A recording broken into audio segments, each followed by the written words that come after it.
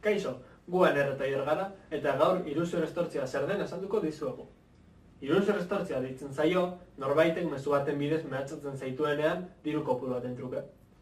Eta badaude gaur egun interneteko kontuetan trebak ez diren pertsonak, batez ere adinekoak izaten direnak, eta hau iruzura egitea eresagoa sortatu egiten da. Beraz, Oitor eta nire bideoaren helburua, zuen arazo eta duda guztiak argitza izango. Iruzur estortzioen gaiak bi dira.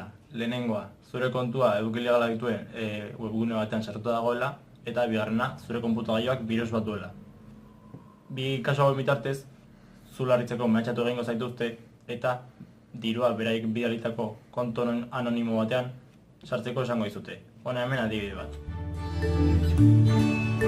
Askotan ez gara mezu hauetan hartzen spam karpetara llegatzen direlako. Spam karpeta da fidagarrik ez diren emailak heltzen diren karpeta.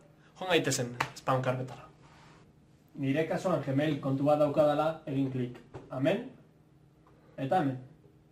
Hemen dakat adibidez horrelako mezu bat. Mezu honek aurretik esandako ezaugarriak betetzen ditu. Lasai, mezua ingelesez dagoen arren, esaldi esanguratsuenak euskaratuko ditugu. Azteko, nire pasaitza daukala dio. Hori nire betetze data da, ez da nire pasaitza. Baina jente asko jartzen duenez, funtzionatzen die. Beste ezaugarrien artean, bideo pornografikoa, birusa eta azkenik ordaintzeko kontua. Bueno, orain badakizkigu identifikatzen mezu hauek, baina zer egin aldugu gure buruen babesteko? Bueno, honelako mezuren bat jasoz gero, soluzioa oso erresa da. Ez ez egitea.